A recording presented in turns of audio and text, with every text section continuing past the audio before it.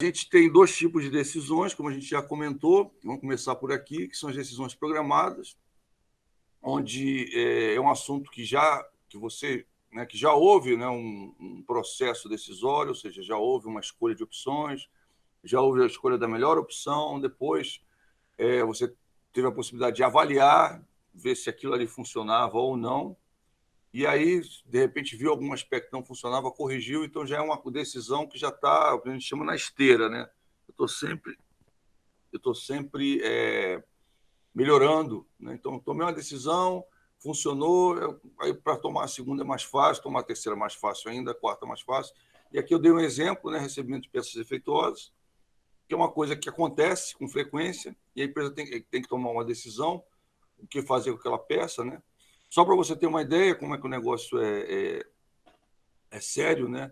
Eu não sei se eu comentei com vocês, há um tempo atrás eu comprei uma câmera nova, essa câmera agora que a gente usa assim, porque essa daqui já estava meio antiguinha, eu falei, vou comprar uma com resolução melhor. E aí eu comprei a câmera com a resolução melhor, coloquei aqui, começou a dar problema, começou a sair faísca, vamos dizer assim, tinha umas coisas assim embaixo, pareciam umas faixas embaixo, piscava a imagem, a câmera estava com defeito. E aí eu fui levar para trocar lá numa loja, né? Cheguei lá, o cara, não, tudo bem, deixa aqui. E aí eu falei, mas Ricardo, você não tinha testado a câmera? A gente pegou sem querer uma câmera com defeito e lhe entregou, sem querer, não sei o que. Eu achei estranho que a caixa estava aberta, né? Mas às vezes o cara pega para olhar, né? E aí o cara foi sincero, falou, realmente, pô, sob desculpa aí que sem querer a gente pegou uma câmera que estava para troca, né? E aí vocês sabem que está em falta, né? Câmera webcam, não sei se vocês sabiam, mas está em falta, porque muita gente está comprando webcam, nunca se vendeu tanto, né? É engraçado isso. E aí o cara vendeu uma câmera para mim com defeito, né? Engraçado, né? Então, quer dizer, não tinha um procedimento padrão na loja que eu comprei, que era o seguinte, essa câmera está com defeito, vamos colocar aqui nessa caixa para trocar alguma coisa, deixaram a câmera lá e aí venderam a câmera com defeito para duas pessoas. A primeira já tinha ido lá trocar, e aí eu cheguei aqui, vi que a câmera está com defeito, fui lá, tive que voltar lá e deixar a câmera. Porque era uma decisão, vamos dizer assim, que para aquela loja não era algo rotineiro. Aconteceu uma vez, os caras não sabiam o que fazer, deixaram a câmera lá e venderam ela de novo. Absurdo, né? Às vezes até por má fé, né? Acaba queimando a própria empresa isso. Mas aqui, por exemplo, em geral, a empresa que trabalha revendendo, né, que ela compra as coisas, ou revende até uma fábrica que compra para revender, compra para montar e revender alguma coisa, ela tem uma rotina quando recebe uma peça defeituosa. Poxa vida, o negócio hoje. Quando recebe uma peça defeituosa, como trocar é uma coisa padrão, é uma coisa que o gerente, o CEO, né, ou os diretores da empresa não precisam ficar se preocupando com isso, então acaba virando uma rotina esse tipo de decisão. Chega uma peça defeituosa, automaticamente um funcionário designado pega a peça e troca. Então, é um exemplo de decisão programada. E tem o nosso foco, né, como a gente viu na aula passada, nosso foco são as decisões não programadas, que vão surgir com o aparecimento de situações novas, né, que podem ter diferentes formas de ser resolvidas. Então, você vai ter que elencar as alternativas possíveis. É claro que, às vezes, você tem até uma decisão que normalmente era uma decisão programada, mas devido ao cenário que você está vivendo, ela deixa de ser uma decisão programada. Por exemplo, às vezes você está no cenário de crise, a gente viu 2007, 2008, a crise do subprime, várias decisões que eram normais, vamos, por exemplo, eu trabalhava numa empresa, vamos emprestar dinheiro, vamos fazer isso, vamos fazer aquilo, de repente, naquela época, não era tão programado assim, passou a ser uma decisão que precisava, né, realmente ser estudada, precisava de se reverem as opções. Por quê? Porque é um cenário diferente. Então, muitas vezes, o cenário, né, acaba alterando a própria decisão em si, né? Às vezes você está com uma decisão que era programada, mas devido a uma crise, devido a um pacote governamental, devido a alguma coisa assim, ela deixa de ser programada e passa a ser uma decisão não programada porque houve uma alteração de cenário. Daí a importância do cenário e da importância de você avaliar, reavaliar decisões programadas também. Envolve um processo de realização de diferentes análises e sucessivas, desde o entendimento do problema até a tomada de decisão. A gente chegou a ver a diferença, vamos rever rapidamente, estamos revendo, né? Lembra do nosso... sempre que a gente vai rever alguns slides, né, eu costumo colocar aqui a palavra relembrando. Esse daí foi o slide que a gente parou na aula passada, se eu não me engano, né? Então, a gente tem decisões programadas, né? São baseadas em dados adequados. Por que são adequados? Porque já são dados já conhecidos, ou seja, você não tem nenhuma novidade, então você já sabe o que é melhor a ser feito, né? Enquanto que aqui, muitas vezes, elas estão baseadas em dados inadequados, às vezes não são suficientes. Você fez uma análise e não considerou todas as alternativas possíveis para realizar aquela decisão. Então, sempre existe, né? E é interessante a gente reforçar isso, por quê? Porque, às vezes, a pessoa acha que está tomando a melhor decisão e não é, porque faltou ver alguma variável, faltou algum ponto de vista que não foi considerado, faltou alguma coisa. Então, o ideal é que sempre você, quando vá ter frente de uma decisão séria para a empresa, que você não decida sozinho, que você tenha alguma pessoa, você tem, de repente, consulte os seus gerentes, consulte quem está acima de você, os seus executivos, os seus diretores, ou até o presidente da empresa, dependendo do tamanho da empresa, porque como existe um grau, né, um grau que a gente chama de grau de incerteza mais elevado, a ideia é que essa decisão não seja tomada por uma pessoa só. Como eu disse para você, dei exemplos até de chefes que eu tive, né, que tomou uma decisão achando que tinha todos os dados, tomou uma decisão de fazer uma coisa e perdeu a comissão. Não sei se eu comentei com vocês, né, tinha um chefe meu que eu gostava muito, que eu aprendi muito com ele, né, e o que aconteceu? E ele tomou uma decisão errada, né, e resolveu fazer um trabalho que era de outra área, mas ele tentou ajudar a outra área, mas na verdade, né, é aquela história, né? Tentou ajudar, não é bem tentar ajudar. Ele queria, né, claro, que o trabalho dele fosse bem sucedido, ele tivesse alguma é, fosse tão relevante que as pessoas possam olhar para ele de uma forma diferente, etc., né? De repente conseguisse uma promoção. E aí ele tentou, né? Teve uma ideia brilhante, resolveu, botou a equipe dele inteira, parou tudo que a gente fazia para fazer aquilo, e a gente fez. Quando ele apresentou, o diretor da outra área não gostou e ficou chateado. E, poxa, vem cá, por que você não ligou para a gente? Perguntou e disse que você estava fazendo isso. Então acabou pegando muito mal. O diretor dele falou com o diretor da minha área, e aí o diretor da minha área, por sua vez, falou com o executivo, e o executivo botou ele para fazer um outro trabalho durante um tempo, né? Colocou ele para fazer um trabalho, mas ele sentiu que o negócio, ele, inclusive, tremia, né? Quando ele soube disso, eu via, né? Dá para perceber. Ele sabia que tinha feito besteira e que ia levar a paga pela besteira que ele fez, vamos dizer assim. Aí botaram ele para fazer um trabalho, logo depois, quando ele voltou do trabalho, descomissionaram ele, tiraram a comissão dele, ou seja, foi uma decisão errada. Às vezes, as pessoas, né, em várias empresas, têm uma decisão errada e são demitidas por conta disso, perdem a cabeça, né, que a gente brinca, né? E o que acontece? Também a questão de você ser tolerante a erro depende, né, do tipo de empresa, depende do tipo de erro, né? São várias coisas que estão envolvidas. Mas a questão é, muitas decisões são tomadas com base em dados inadequados. E, normalmente, essas decisões são decisões não programadas, coisas novas que aparecem, né? Às vezes, uma oportunidade. No caso dessa questão que eu comentei com vocês, foi uma oportunidade que ele viu e ele resolveu seguir aquela oportunidade e deu no que deu, vamos dizer assim. Então, só para você ver que a seriedade, às vezes, uma decisão errada, baseada em dados insuficientes, ela acaba tendo um desfecho trágico, né, para a empresa, às vezes para o funcionário, né? Esse gerente meu, o gerente de divisão, antes de eu ser gerente de divisão, esse gerente de divisão, ele, ele teve esse problema, né? E foi tudo com base numa decisão não acertada, né? Outra, ela também, a decisão programada, ela trabalha com dados repetitivos, porque ela já ocorreu, você já teve que tomar aquela decisão, então você fica mais fácil, né? Você consegue verificar os pontos de divergência e aí se acertar. Já as decisões não programadas é uma coisa nova, então normalmente são dados únicos e novos. A decisão programada está baseada em condições estáticas imutáveis, né? Ou seja, uma condição que você já tem ciência. Até eu comentei, né?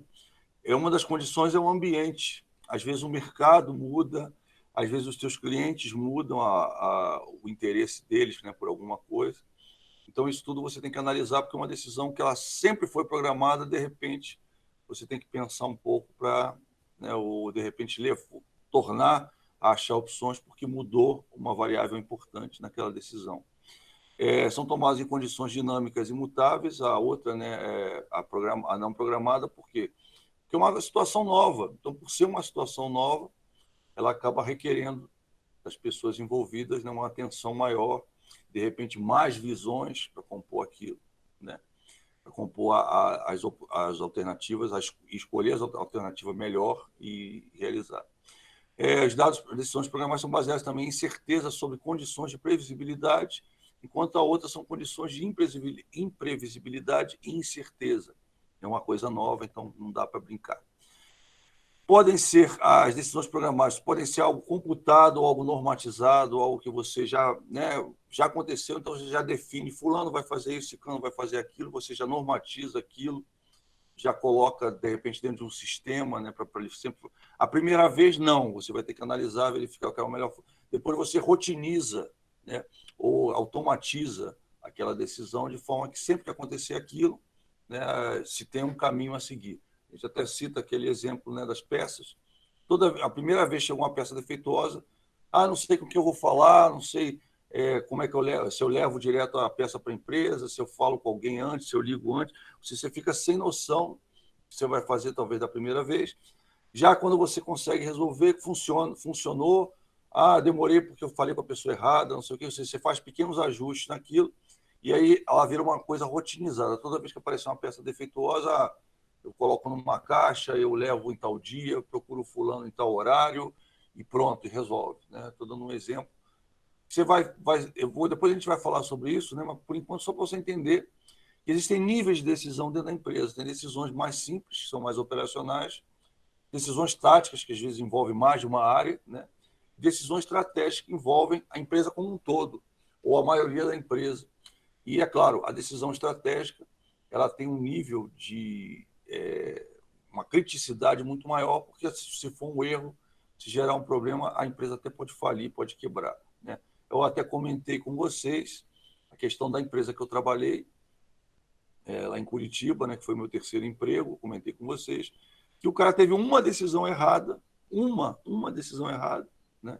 A gente vai, eu não lembro, eu lembro que eu falei numa das duas turmas, não sei se eu falei bem para vocês ou para o pessoal da noite, mas a questão eu fui trabalhar nessa empresa, eu saí de um emprego, vamos dizer, relativamente bem seguro, uma estabilidade, e fui trabalhar nessa empresa lá em Curitiba.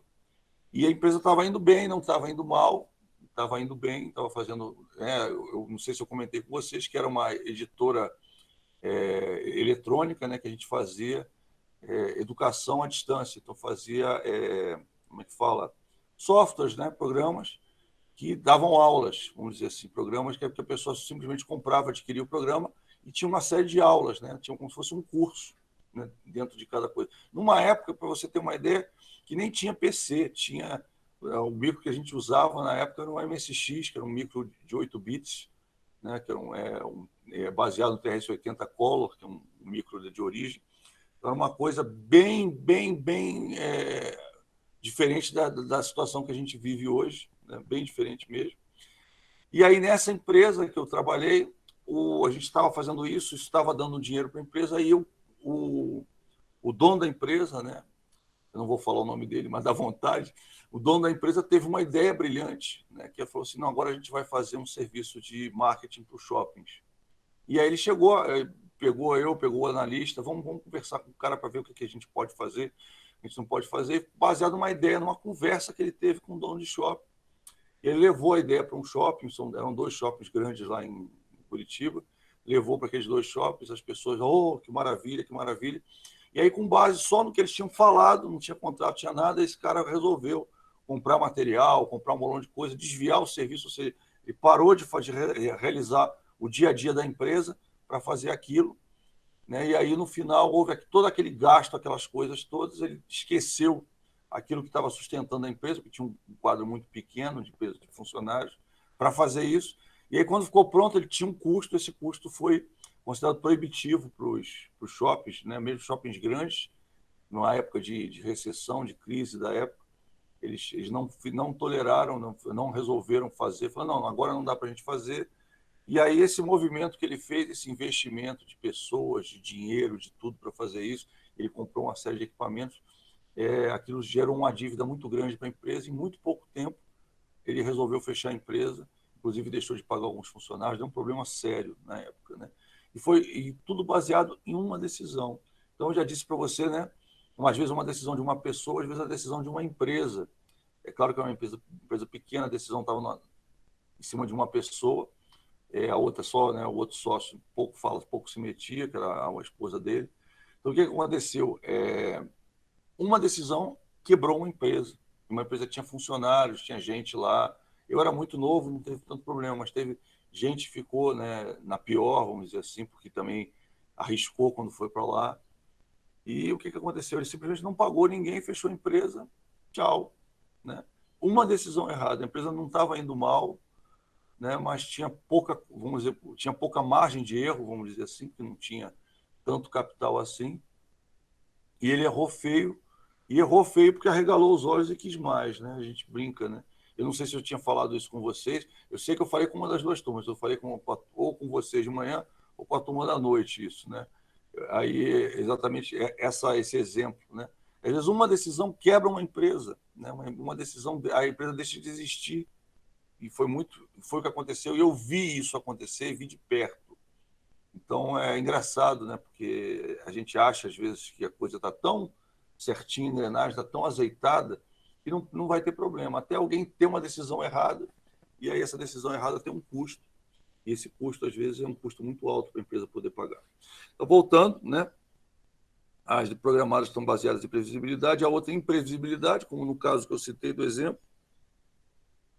Aqui ela é uma decisão que já está rotinizada, já está pronta, já está automatizada. Aqui não, depende do julgamento profissional. E aqui, é claro, se ela já é mais, que a gente já está chamando de computacional, ela é uma decisão, como ela está baseada em dados que você já conhece, coisas que você já conhece, você pode rotinizar, você pode transformar em algo que, né, todo mundo, vamos dizer, todo mundo já sabe, conhece a consequência dela. Já aqui não, aqui você vai depender do julgamento profissional, e aqui é aquela sugestão que eu dou. Quando é uma decisão nova, uma decisão estratégica ou de nível tático, o ideal é que você nunca tome essa decisão sozinho. Sempre busque, né, falar, mas eu sou o dono da empresa, como é que eu vou fazer? Não, aí você conversa com os funcionários, conversa com as pessoas que você conhece, que você gosta, que você respeita. Por quê? Porque às vezes tem um ponto de vista diferente, e esse ponto de vista diferente pode ser a diferença entre o sucesso e o fracasso de determinada decisão. Tá?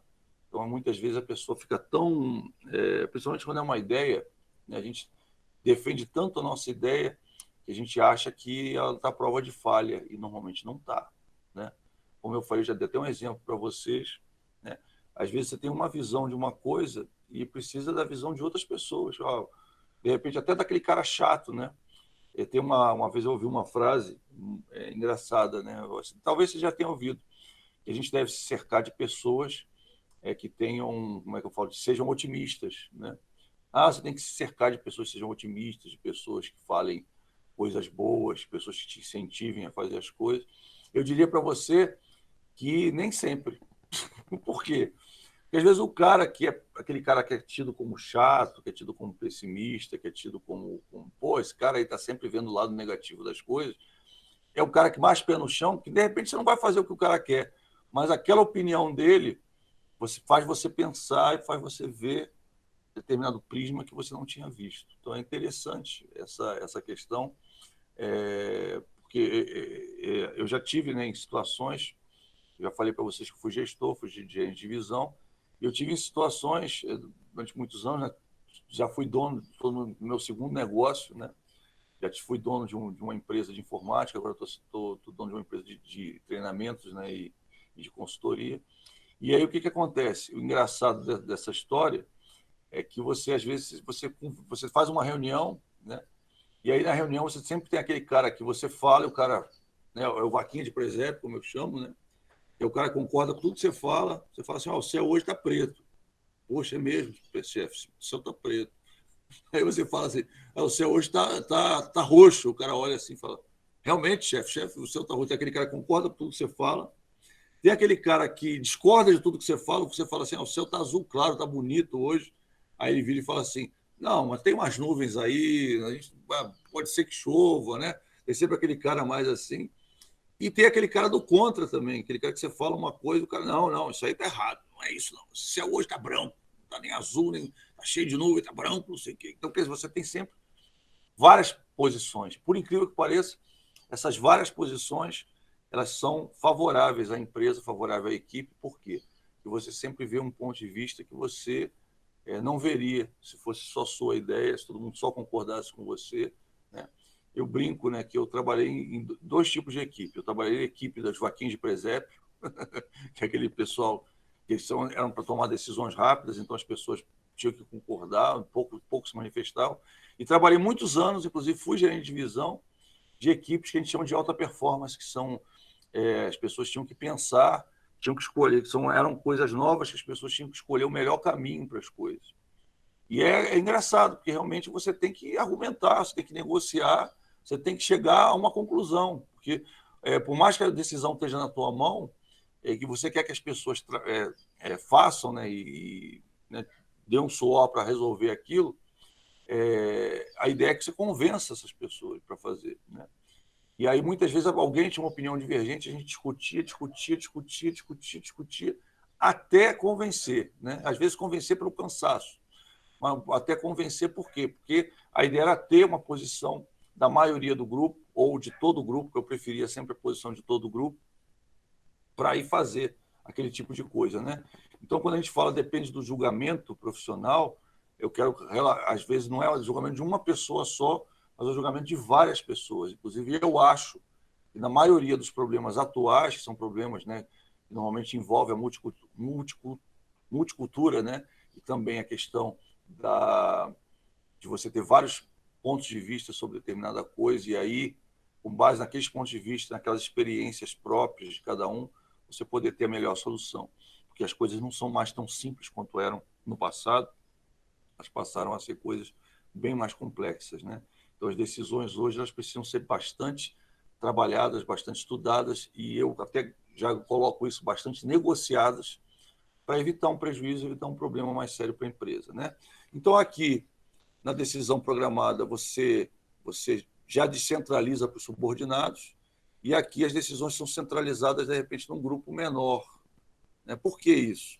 Porque quando você abre muito, né, eu já tive essa experiência, como eu falei para você, durante 12 anos, eu coordenei grupos de planejamento estratégico, né, numa empresa, e acabou, a metodologia que a gente implantou foi tão boa que o governo chamou a gente para ajudar, que outras empresas ajudaram, outras empresas com ligação, até empresas clientes, às vezes, chamaram para ajudar. Inclusive, eu já comentei que desde 2002 eu tenho uma empresa e eu faço consultoria, inclusive, na área de planejamento.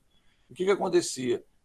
Cada caso, né, cada vez que você ia para um lugar para fazer o planejamento, era diferente. Às vezes o gestor queria centralizar aquilo, então ele botava a decisão em 3 pessoas, às vezes em 5, às vezes em 10. Outros gestores já queriam abrir mais, né? Tipo, não, vamos botar o planejamento para todo mundo, fazer um planejamento participativo. E aí, o que acontecia? As decisões não mais envolviam 5, 6, 10 pessoas, mas envolviam, às vezes, 80 pessoas, 90, 100 pessoas. Então, tinha uma série de dinâmicas que a gente tinha que fazer para chegar, para poder fechar, né? Não era assim, botar todo mundo numa sala, no auditório e falar, vamos votar, quem é a favor? Quem é contra? Não, isso aí não dá certo. Então, a ideia é que todo mundo pudesse participar, pudesse dar sua ideia, né? E a gente usou Canvas, usou uma série de técnicas, né? Design Thinking, uma série de técnicas para poder sair com os principais temas, depois, além dos principais temas, chegar numa conclusão. Então, realmente, quando tinha muita gente, tinha que usar muito da criatividade. Né? E o que acontecia? Muitas vezes, as decisões demoravam. Né? Isso é uma máxima que eu quero trazer para você. Quanto mais gente você envolve numa decisão, se as pessoas tiverem poder de participação, mais demorada ela vai ser, porque cada um vai manifestar a sua opinião, cada um vai colocar os seus contrapontos, e aí a decisão ela vai demorar a sair. Às vezes, para uma empresa, é bom que a decisão demore, para às vezes não é, para às vezes tem empresas que não que se a decisão demorar, ela perde a oportunidade ou até tem um problema. Então você tem casos e casos, isso tem que ser considerado, tá? O fato da decisão ser centralizada, aqui a gente coloca como se fosse centralizada em menos pessoas, né? Aqui, quando você descentraliza para todo mundo, a decisão ela acaba sendo mais demorada, ou se for uma decisão programada, já vão saber o que vão fazer, então está mais fácil, tá? Então, pessoal, a gente reviu isso aqui, eu quis rever dando mais exemplos, tá? Processo de tomar decisão, uma sequência de etapas que vai da identificação da situação até a escolha e colocação em prática de uma ação ou solução. Também estamos relembrando, né? O processo de tomar decisão é parte do trabalho dos administradores e é destacado constantemente por diversos gestores estudiosos da administração. Para você ter uma ideia, se você for fazer uma pesquisa de artigos, dissertações e outros sobre o processo de decisão, você vai ver que é interminável a lista no mundo todo. No mundo inteiro, você tem esse assunto como um dos assuntos principais em cursos de administração, etc. Quase todo mundo resolve fazer um trabalho sobre isso. Por quê? Porque tem vários dados, né, que são variáveis, ou seja, várias coisas que mudam com o tempo. Né? Você vê a questão do cliente mesmo. Com certeza você já viu isso. No passado, né, você viu que no início do século XX, né, 1913, 1918, 1915, as grandes empresas muitas vezes tinham as ideias brilhantes, colocavam na rua e vendiam. Né? Você vê, por exemplo, a Ford, você vê outras empresas. Né? Eu até não sei se eu comentei com vocês, mas eu tive a oportunidade de ir numa fábrica, de uma concorrente, uma fábrica que foi restaurada, né, que virou um museu lá no Tennessee, né, que é a Marathon, que eu fui nessa fábrica e aí eu fiquei fascinado com o museu. Eu tenho filminhos do museu, fotos, depois eu até vou tentar apresentar para vocês, num momento propício, que tem muito a ver com o processo decisório. E a Marathon, ela foi de 1913 a 1917, lá meu nome do lugar, perdão, ai, puxa vida, Nashville, em Nashville, tá? E essa fábrica e ela fabricava carros de luxo, né, nessa época, no início do século XX. E esses carros de luxo, eles eram muito caros, demoravam a ser feitos. E aí, quando o Ford entrou, até foi engraçado que foi comentado isso, que a fábrica riu, falou, esse carro, ninguém vai comprar esse carro porcaria aí. Foi engraçado. E o carro deles era muito superior, como se fosse um Rolls Royce perto de um Fusquinha quebrado, vamos dizer assim. O carro dos caras era muito bom mesmo. Não era, então tinha até um modelo lá, eu pude ver, né, o modelo. É até um carro que dá vontade de você ter, mesmo hoje, nos dias de hoje, porque o carro era lindo. A verdade é que o carro era muito bonito. E ele levava muito tempo para ser feito, demorava meses para você fazer um carro daquele. E, é claro, o preço dele era absurdo, dá para você comprar uns 9 a 10 carros simples do Ford na época. Né? E é muito engraçado essa história, por quê? Porque a fábrica, quando viu, ele falou assim, ninguém vai comprar esse carro é muito ruim, o carro do Ford. E aí, poucos anos depois, ninguém comprou o carro deles, eles ficaram 3 anos amargando prejuízos enormes e acabaram fechando a fábrica. E ela fechou, ficou abandonada, literalmente abandonada a fábrica. Ele fica numa região mais afastada, né, do lado de Nashville. E ela ficou abandonada e depois alguém resolveu pegar a fábrica e transformar num museu. E ficou realmente um museu fantástico, museu de entrada gratuita, né? Tem um cafezinho maravilhoso, café lá, todo em época também. Parece que você voltou no tempo, no início do século XX, uma coisa maravilhosa. Eu até indico, se alguém puder ir, é um passeio muito legal mesmo, tá? E ele fica do lado de um outro museu que é de uma destilaria de uísque que é antiga, que não existe mais.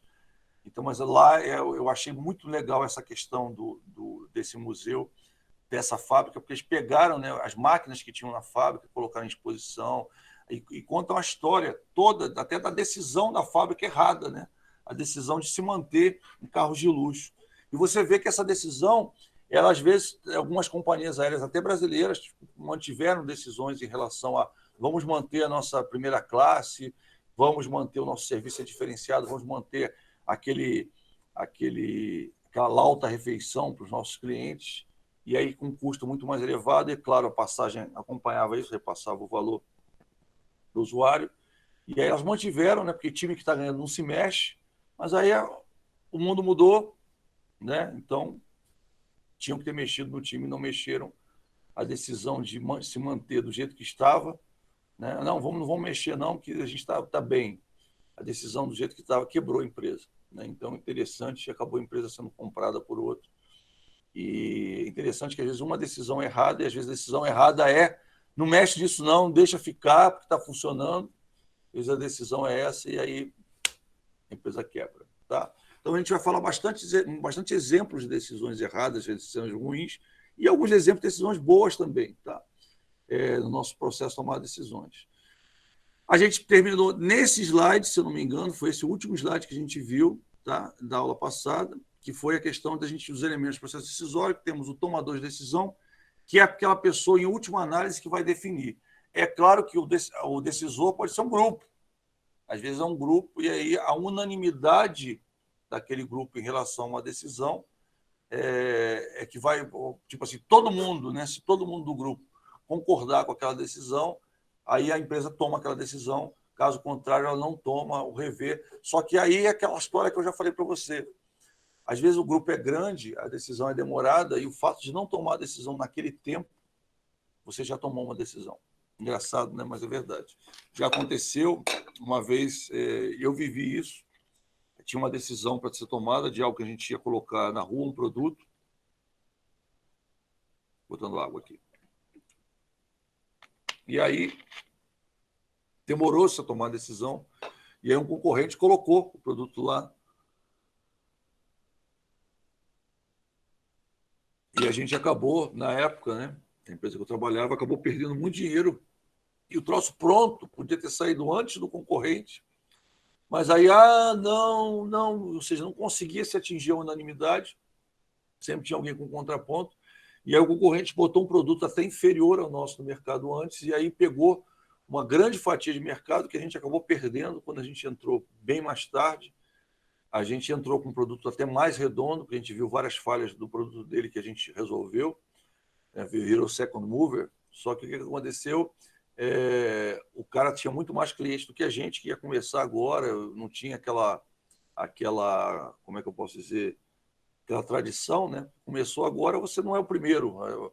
Todo mundo já vê bastante o primeiro. O segundo, né? Nem todo mundo vê, né? E aí você fica a pessoa atrelada àquela imagem, né? Ou seja, aquela empresa fica atrelada à imagem daquele produto que foi o primeiro a lançar. Então acaba as pessoas procurando naturalmente aquela empresa em detrimento de outras que até começaram depois. Até o produto às vezes é melhor, mas como começou depois, não tem o mesmo marketing da primeira, né? Que as primeiras, poxa, sabe que a empresa tal está fazendo isso? E aí todo mundo já fica com, já ali a imagem da empresa com aquilo. E aí, quando esse produto entrou, perdeu muito mercado. Se tivesse entrado na hora certa, provavelmente teria tido um mercado maior, porque os erros não foram nem tão grandes assim do nosso produto em relação ao que era, né? Mas da outra empresa eram erros bem maiores que os nossos. Mas só que, tipo assim, quando ele entrou, não entrou com força, não entrou com a força que deveria ser, né? Depois até a gente vai falar mais sobre isso, mas só para você entender que, às vezes, a quantidade de tomadores de decisão ela é ruim. Quando você tem muitos tomadores de decisão, é demais, ou seja, demora muito para você tomar a decisão. Enquanto quando você tem menos, o risco é muito maior, porque você só tem menos visões em cima, mas, em compensação, a decisão sai mais rápido. Tudo você tem que pesar, né? Qual é o interesse, é que saia rápido, e aí você arca com risco, ou o interesse que você demore mais e não arca, ou seja, tem um risco menor. É uma decisão que tem que ser tomada na empresa, né? Outra coisa, os objetivos, né? O que o tomador de decisão pretende alcançar com as ações que ele empreende a partir da decisão. Ou seja, se eu vou decidir fazer isso, eu quero uma determinada coisa. Tá? E aí, eu vou alcançar aquilo, eu tenho que ter esse objetivo bem claro, por quê? Porque eu tenho que mensurar para saber se eu estou alcançando ou não. Como eu falei para vocês, até dei um exemplo, não sei se eu até volto a dizer, às vezes pode ter sido à noite, eu acho que à noite eu dei mais exemplo que de dia, que a gente acabou não indo tão longe quanto a gente foi aqui. Mas aí o que acontece? Muitas vezes, né, aquela decisão que você toma, como você não tem os objetivos tão claros assim, você não analisa se aquilo chegou onde você queria, né? Até eu dei um exemplo, não sei se foi aqui, volto a dizer, que como é que fala? Às vezes você toma uma decisão, né? Foi uma abertura de um fundo, acho que foi à noite, abertura de um fundo de investimento. Eu trabalhava num lugar, vamos abrir um fundo de investimento, vamos abrir. Aí eu abri o fundo de investimento E eu justamente depois fiz uma análise dos fundos, né, que eram mais rentáveis e os fundos que não eram tão rentáveis assim. Ou seja, e aí tinha um fundo que eu achei engraçado, porque o fundo tinha 3 clientes. Né? Era um fundo antigo, um fundo que nunca deu muito lucro, nunca deu nada, e tinha poucas pessoas ainda ligadas ao fundo. Ou seja, só estava dando prejuízo a administração do fundo, só estava dando prejuízo. Né? Inclusive, os próprios clientes que tinham, que eram donos do fundo, eles não, tipo assim, eles nem sabiam, né? Quando a gente procurou eles para cortar, para que a gente ia cortar o fundo, e aí transferir eles para outro fundo, transferir o capital deles para outro fundo, eles nem sabiam que tinha um dinheiro lá, já tinha uma coisa tão antiga, eles nem sabiam como é que pode, né? Você vê que tem gente assim ainda. E aí o que aconteceu?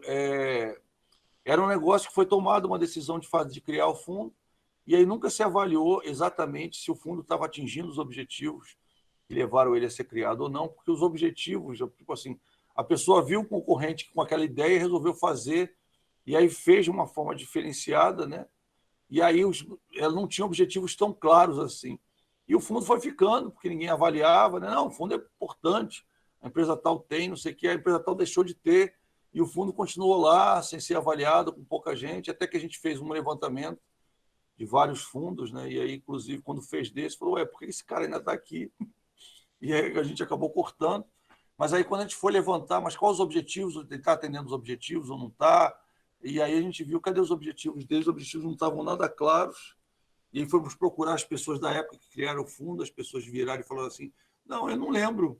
Então, ninguém sabia o objetivo do fundo, não estava extremamente... Uma coisa bem empírica, né? Feita assim, de uma forma bem pouco profissional, né? E aí acabamos fechando o fundo, regularizando o problema, mas e a quantidade de prejuízo que aquele fundo causou para a empresa, a gente não sabe, é incalculável, porque o fundo ficou muitos anos daquele jeito e, a princípio, não estava trazendo benefício nenhum para a empresa.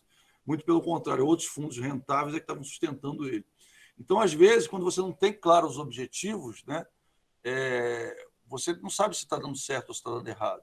É muito importante que você defina os objetivos e analise eles, mensure, tenha um feedback qualquer para saber se a decisão foi a decisão acertada ou não. Questão das preferências, né? Cada tomador de decisão tem os seus critérios subjetivos para tomar. Aqui eu lembro que a gente comentou até que teve eleições, né, políticas, né, que foram baseadas. Você votou no fulano por quê? Porque o fulano é bonito.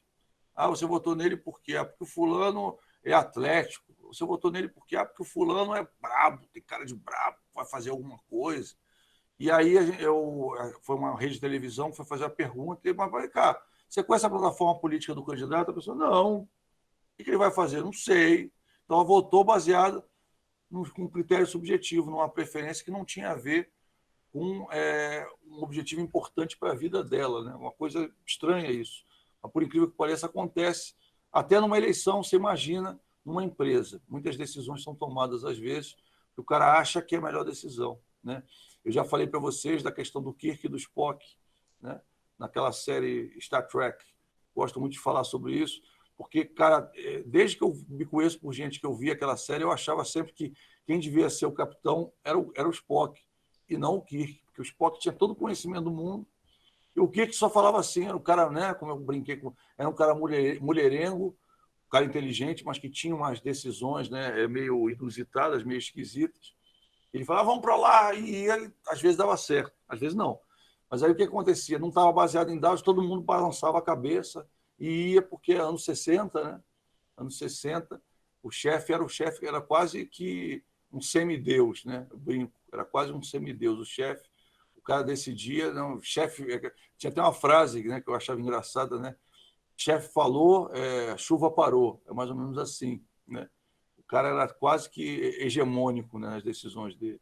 E a gente vê que hoje não é assim. Hoje em dia as pessoas criticam, as pessoas vem cá, por que a gente vai tomar essa decisão? Por que, né? Perguntam. E o certo é fazer isso, porque você faz parte da empresa, uma decisão errada pode fazer a empresa ir para o beleléu e você vai junto, você vai ter que procurar emprego.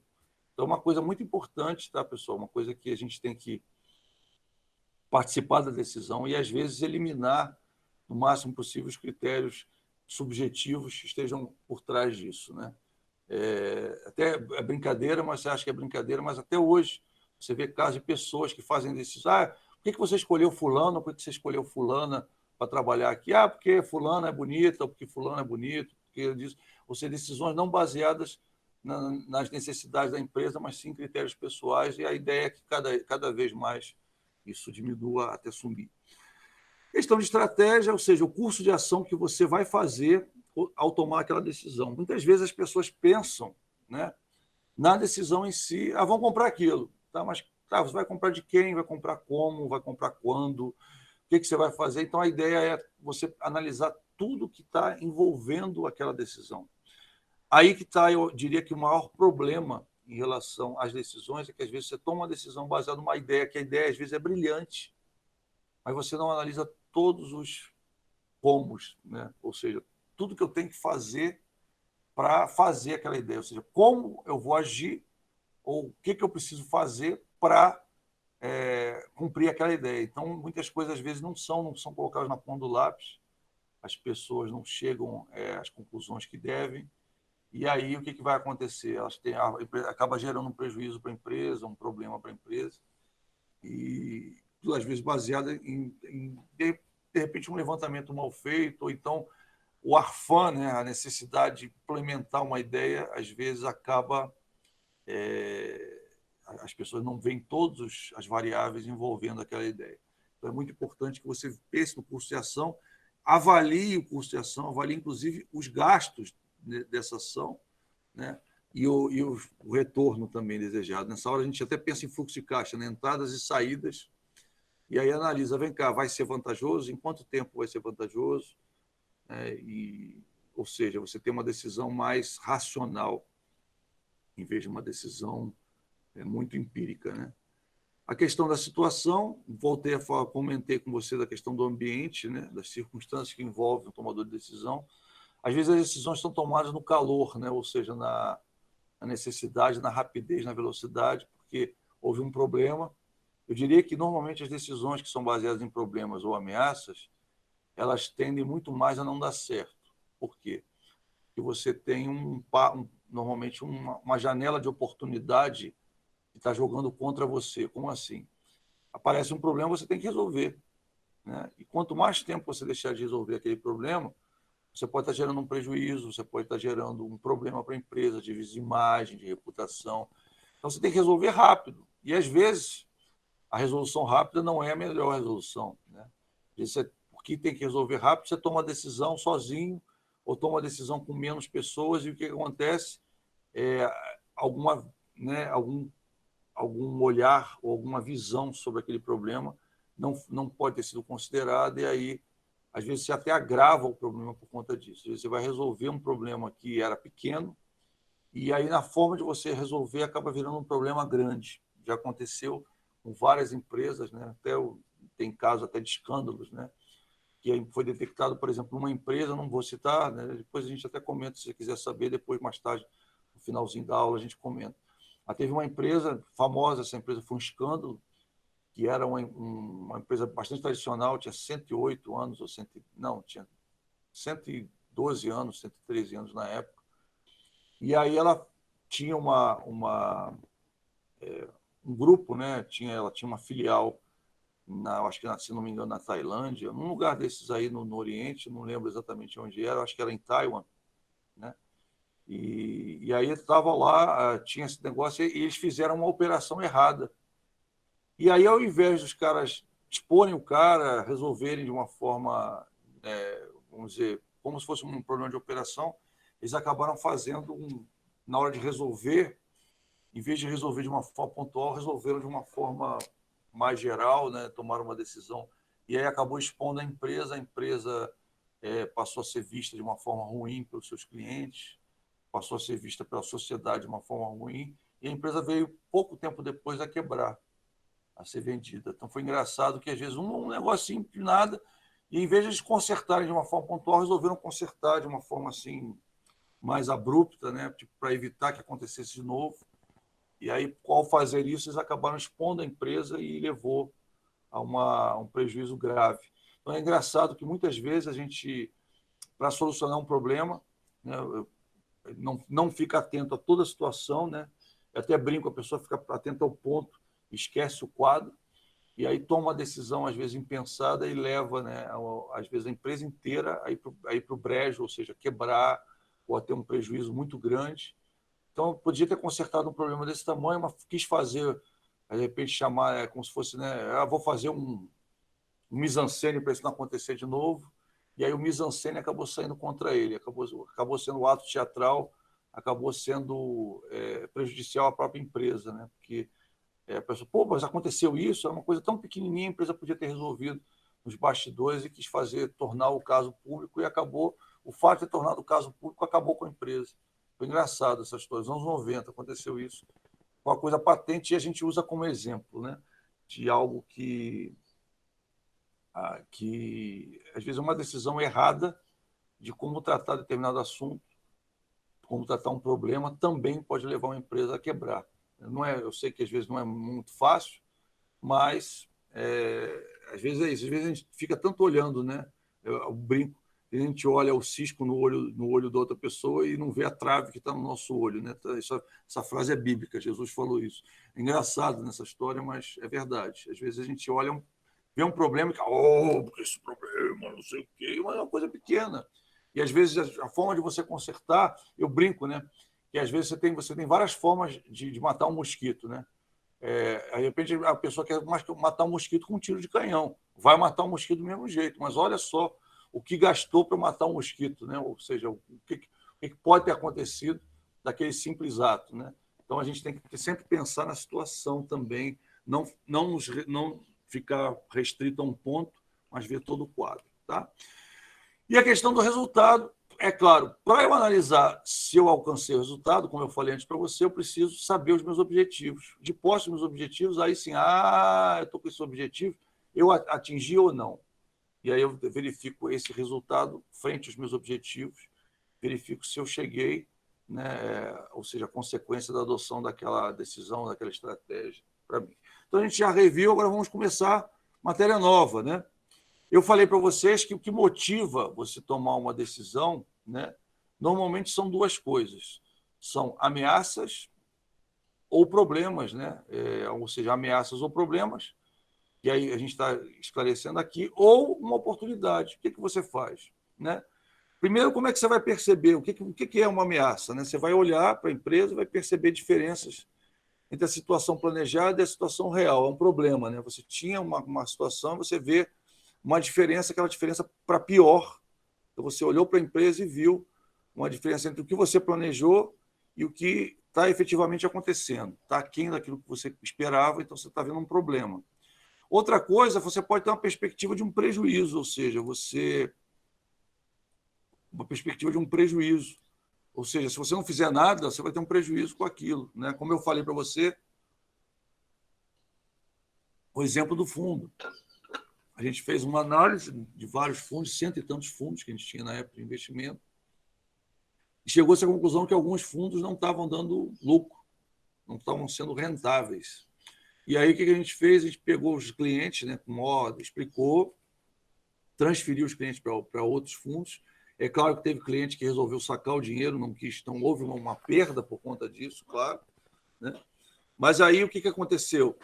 A maioria foi para outras, mas aquele fundo ou aqueles fundos pararam de dar prejuízo. Então, a gente pôde encerrar, face ao problema, tinha que ter uma solução. A solução era o quê? Encerrar aquele fundo. Então, a gente viu uma perspectiva de prejuízo, de aumentar o prejuízo que já estava acontecendo. E a gente, por isso, resolveu tomar uma atitude, resolveu tomar uma decisão. A gente, às vezes, tem uma ameaça, às vezes, outro tipo de ameaça, às vezes, alguma coisa nova que chega, às vezes, uma lei nova. Até a gente comentou, né, no caso das madeireiras, eu acho que eu usei esse exemplo com vocês, né, que tinha madeireira que resolveu comprar propriedades lá na Amazonas, antes de uma lei, né, que ela podia desmatar metade da propriedade, replantar, e aí depois de alguns anos, quando as árvores já tiverem crescido, ela podia desmatar o outro lado, e aí ficava depois, replantava, né, e aí e cortava as árvores daquele lado de novo, 3 anos, cortava, e com isso ela ia faturando muito dinheiro. Tá? E aí surgiu uma lei que só podiam fazer isso em 20% da sociedade, da propriedade, e aí várias madeireiras quebraram, fecharam por conta disso. Então, uma ameaça vem de uma lei. às vezes uma proibição, às vezes, por exemplo, né, no nosso caso agora, a gente está vivendo uns tempos diferenciados por causa de pandemia, então tem perspectiva de lockdown, de isolamento. Então, quer dizer, a coisa está diferente do que estava, né? Então, apareceu algo que, para muitas empresas, está sendo um desafio, uma ameaça, né? Tem empresa ganhando dinheiro com isso, claro, tem gente ganhando dinheiro com isso, tem gente até que está abrindo negócio nessa época, né? Tem, por exemplo, uma colega minha que a filha dela abriu um negócio de delivery nessa época, de delivery de alimentação, e ela aproveitou porque ela viu que o negócio estava saindo, que as pessoas estavam comendo mais, né? Saindo menos, e aí comendo mais, ela resolveu abrir um negócio agora, né, de entrega, né? Até eu recebi a propaganda, achei engraçado, porque eu falei, pô, todo mundo fechando, várias pessoas fechando negócio nessa época, e ela abrindo um, para você ver porque o que acontece. Para muitas pessoas, eu já brinquei com você, já falei isso para vocês, mas é verdade. O oriental, o japonês, tem uma visão que eu gosto muito, que ele fala que todo problema traz em si uma oportunidade. É verdade. Essa situação que a gente está vivendo, né, ela trouxe uma oportunidade, né? Por quê? Porque as pessoas estão indo menos a restaurante, estão pedindo mais delivery, né? Estão ligando, ó, pedindo comida. E o delivery você não precisa de uma estrutura como num restaurante. Você às vezes tem uma cozinha que não é nem tão industrial assim, né? Você tem poucas pessoas que às vezes vão te ajudar. Então, quer dizer, é uma situação bem menor, um quadro bem menor. O que está acontecendo? É uma oportunidade. Muita gente está abrindo negócio, aproveitando a oportunidade. É claro que depois vai ter um tempo, né? Depois, quando acabar essa situação, talvez a pessoa não tenha a lucratividade que ela está tendo, mas pelo menos já teve um start. De repente, ela no futuro até abre um restaurante, alguma coisa, porque ela está aproveitando aquele momento. Eu até comentei com vocês que às vezes negócios são feitos para aproveitar feiras, né? Eu conheci um casal, pessoas que eles tinham um produto que eles compravam e revendiam, tá? E era uma coisa assim muito, como é que eu posso falar para vocês? Muito localizada, não era algo assim, vou abrir uma loja disso, é uma coisa muito localizada. E o que eles faziam? Eles participavam de várias feiras, então eles abriam o negócio deles praticamente só para participar de feira e dar nota nas feiras, né? Para poder vender em feira. Então é uma coisa muito, eles não têm nem, né? Não tinha um local, eles compram na hora, usam na feira, depois faz uma liquidação, alguma coisa assim, vendem as coisas. Quer dizer, é uma coisa muito local, eles aproveitam só aquela oportunidade. Então, e tem a questão, como eu falei, a ameaça traz consigo, às vezes, uma oportunidade, né? Então, às vezes, você olha uma situação que a princípio é ruim, mas que tem alguma coisa boa dentro disso, né? A questão, às vezes, da frustração de algo que não está dando certo, volto a dizer, né? Até o caso que eu citei para você, lá daquela empresa que eu trabalhei, lá em Curitiba, o que acontecia? O cara estava ganhando dinheiro, estava sustentando a empresa, estava pagando as pessoas, estava tudo certo, mas ele achou que aquilo era pouco, ele queria mais, né? Ele ficou frustrado com os resultados que ele estava obtendo, ele falou assim, não, eu quero mais do que isso. E aí teve uma ideia e partiu com tudo em cima daquela ideia, e a ideia não foi bem sucedida. Se fosse bem sucedido, o cara podia ter mudado de patamar, mas toda decisão tem um risco envolvido, e a dele tinha um risco muito alto, e ele tomou a decisão, e a decisão teve um resultado funesto para aquela empresa, né? Então, a questão da frustração, a questão da irritação. Às vezes, por exemplo, um fornecedor, um concorrente seu, ele coloca alguma coisa no mercado, aquilo ali faz um sucesso, a empresa fica frustrada, fala, pô, por que a gente não fez isso? Vamos fazer. E aí faz, às vezes, não todos não verificando todas as variáveis, e aí toma uma decisão não acertada. Às vezes toma uma decisão acertada, o second mover, ele acaba tendo menos risco do que o first mover, como eu já falei. Então, baseado nisso tudo, quando acontece isso, o que eu vou fazer? Eu tenho aquilo como uma ameaça ou um problema, e aí, para aquela ameaça ou problema, eu tomo uma decisão. Tá? De igual modo, eu posso ter uma situação, que eu tenho uma perspectiva de recompensa, ou seja, posso ter algo que pode acontecer, que eu esteja perseguindo. Olha, se eu entrar nesse negócio, eu posso ganhar muito dinheiro, né? Eu dou até um exemplo que eu vi, acho que foi no Sócio, no filme do Sócio, num cara que era funcionário público americano, e aí o cara foi, e um amigo dele ofereceu, você não quer comprar um container de café? e era um café de muito boa qualidade, e ele comprou aquele container enorme, cheio de café dentro.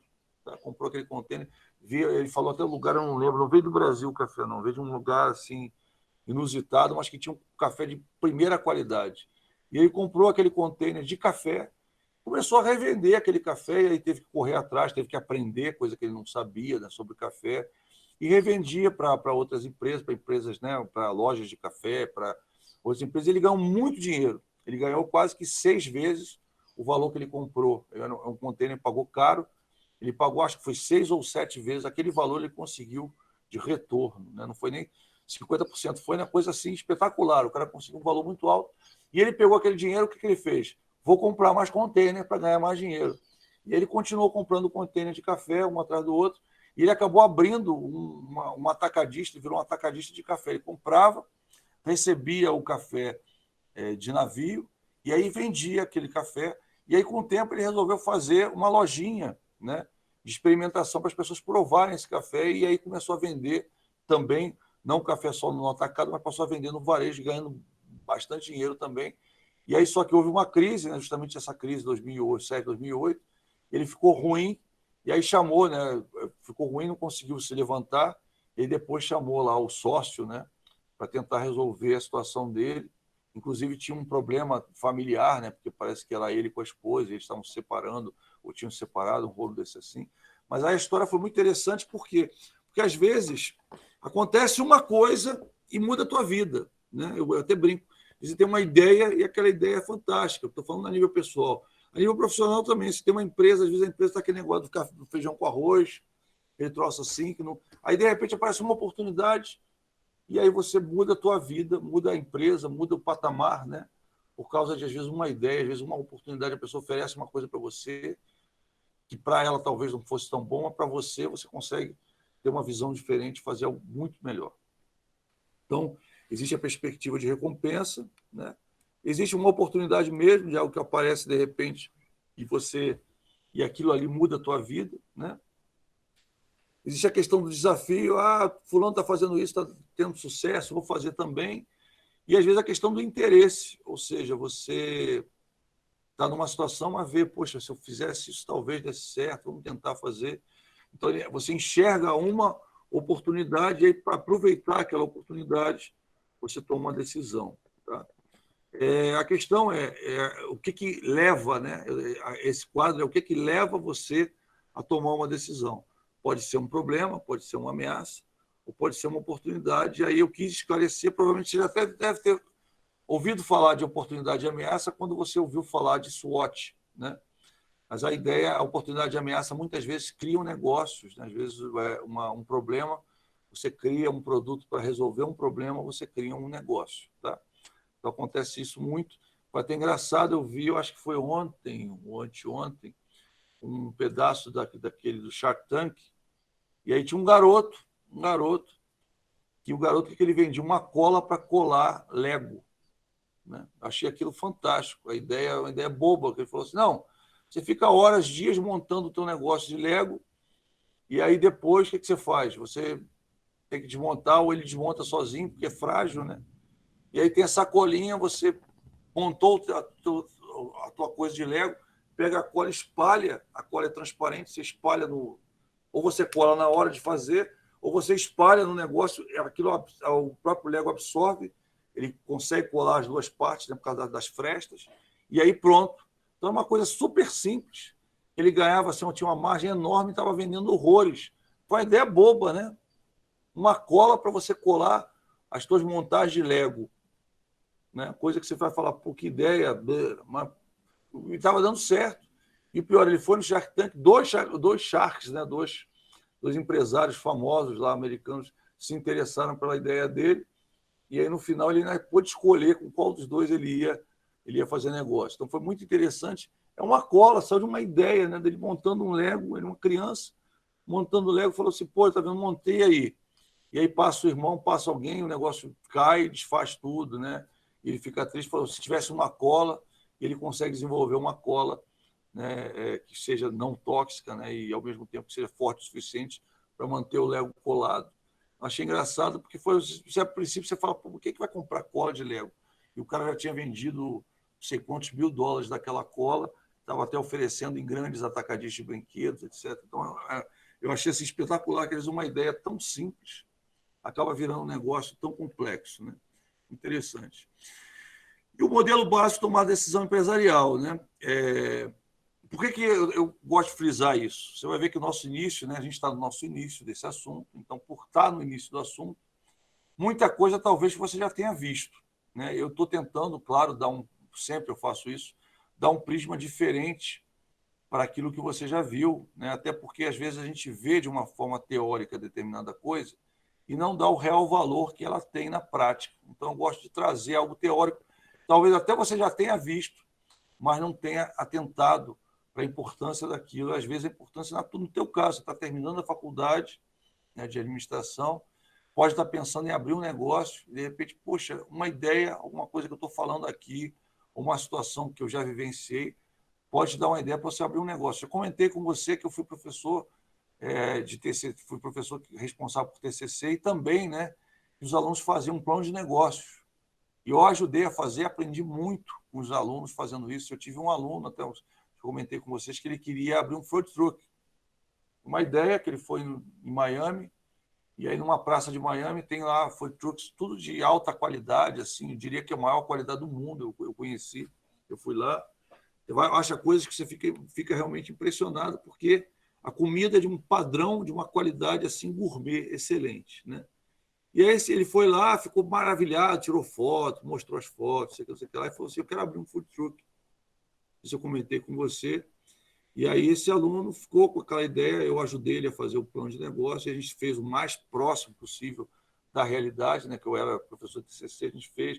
Para você ter uma ideia, eu dava aula numa outra faculdade, e eu ficava, né, terminava a aula, às vezes o aluno queria discutir alguma coisa comigo, eu ficava com esse aluno, eu fiquei umas 2 vezes até o estacionamento fechar, lá da onde era o lugar, né? Então eu ficava direto conversando, aí vinha o segurança e falava, vai fechar, eu ia embora, fiquei até 11 horas da noite, meia-noite, uma coisa assim, bem até tarde, e ele foi montando, e qual foi a minha felicidade que ao final dele montar o plano de negócio, ele resolveu tocar, pegou o dinheiro que tinha planejado no plano de negócio, tudo bonitinho, resolveu investir nisso, e aí ele abriu o primeiro food truck dele, e aí passou assim 2, 3 anos, ele virou para mim, né, um dia, andando assim na rua, encontrei com ele riu, falou, pô, professor, obrigado, me abraçou, poxa, que ele mudou a minha vida, trabalhava numa empresa de turismo, né, foi engraçado, e aí ele tinha um dinheirinho guardado, eu gostava muito de viajar, e ele virou para mim e falou, professor, eu abri aquele food truck, e foi um sucesso, já estou no terceiro food truck, né? Quer dizer, foi uma ideia, eu vi a ideia nascer antes até no papel, ajudei aquela ideia dele, né? E foi muito legal eu ver que o negócio deu certo, ele estava já no terceiro, já tem uns anos que eu encontrei com ele, estava no terceiro food truck já, um sucesso assim esmagador, ele falou que, poxa, ele tinha um contato com outro food truck famoso lá em São Paulo, né? Eles trocavam figurinhas, já estavam num nível, né? E tipo assim, eu tentei essa estratégia, deu certo. Ele comentando comigo e falando, puxa, e tudo saiu de uma ideia de uma viagem que ele fez para Miami, que ele viu, né, numa pracinha de food truck, um food truck que ele achou interessante demais, que oferecia uns sucos, um milkshake diferenciado, oferecia um hambúrguer diferenciado. Então ele resolveu seguir e seguiu e ficou maravilhado que aquilo funcionou de uma forma assim estupenda para ele. Ele estava no terceiro food truck, feliz da vida. Então, às vezes, uma ideia, né, que ele vê num lugar, ele resolveu fazer e acabou tendo muito sucesso com isso. E a ideia é sempre assim, né? A gente pensa como é que começa uma decisão empresarial, né? E às vezes é uma decisão empresarial de início, de criação de uma empresa mesmo, né? Primeiro você identifica a situação, você verifica aquela situação, né? Às vezes um problema, às vezes uma oportunidade, às vezes uma ameaça. Você identifica aquela situação, às vezes uma ideia, né? A gente chama. A ideia, na verdade, é uma oportunidade, né? Que se reveste em uma ideia. Então, você identificou a situação, aí você vai diagnosticar aquela situação. Aqui, pessoal, é o cuidado que a gente tem que ter, porque muitas vezes, na hora de diagnosticar, a gente não vê determinada variável, determinada coisa que a gente deveria ter visto. E aí não viu, o que vai acontecer? a tendência é aquilo ali que você não viu depois te dar um prejuízo ou não levar ao sucesso que você gostaria. Então, a ideia é que você veja todas as variáveis possíveis, tudo que está envolvendo aquilo, né? Ou seja, analisar bem a situação, analisar bem a ideia, ver, de repente, os custos dessa ideia, porque às vezes as pessoas, né? Eu brinco que todo mundo tem ideias brilhantes. Às vezes você vai dormir, você tem um sonho, tem uma ideia fantástica. Ontem eu tive um pesadelo horrível, vamos dizer. Às vezes tem uma ideia fantástica. Aí você teve aquela ideia, pensou aquele negócio, aí acorda com aquela ideia, coloca no papel. Aí, quando você começa a diagnosticar, ver, ó, eu vou precisar de gastar isso, vou precisar de um lugar assim, vou precisar daquilo, aí você vê quanto a ramificação daquela ideia e muitas vezes você desiste. Então, tem muita gente que, ao diagnosticar a situação, para aqui. Tá? Mas a ideia não é você parar aqui, é você buscar alternativas, desenvolver alternativas. Então, você vai desenvolver alternativas baseadas naquela situação que você está vivendo e aquela situação que você quer viver, e aí você vai desenvolver essas alternativas. Eu posso fazer isso, eu posso abrir assim, eu posso abrir assado, eu posso fazer aquilo. Então, eu até brinco, né, que às vezes as pessoas... eu já ajudei, como eu falei para vocês, eu presto consultoria. Eu já ajudei em vários negócios. E às vezes, o que às vezes que eu acho mais legal é quando a pessoa tem uma ideia, né, e ela chama o consultor para botar em prática, para vamos criar um negócio a partir dessa ideia. E aí ela começa a ver, aí você sente naturalmente, quando ela começa a ver determinados detalhes que ela nem pensou, aquele, aquela tristeza, né, aquela chateação. E, na verdade, né, pessoal, não é para você ficar chateado, mas é para você ver que as coisas não são tão simples, né, assim. E aí eu falava, não, olha só, você está vendo isso tudo, tem que ver a parte ruim, mas tem que ver a parte boa. Olha só o que pode acontecer, não sei o quê. E aí, muitas vezes, as pessoas param, morrem no diagnóstico. Mas quando a ideia não é você fazer o diagnóstico para quê? Para você criar alternativa. Então, às vezes, você vai abrir um negócio, não vai abrir um negócio, no melhor prédio da cidade, a melhor loja, no melhor ponto, né? Porque isso custa dinheiro. Então, às vezes, você tem que começar devagar. Às vezes, você começa na garagem da tua casa, né? Você vai pedir autorização para o vizinho para tirar o alvará, né? Começa na garagem da tua casa, aí melhorou um pouquinho, você aluga um escritório ou você compra o escritório, né?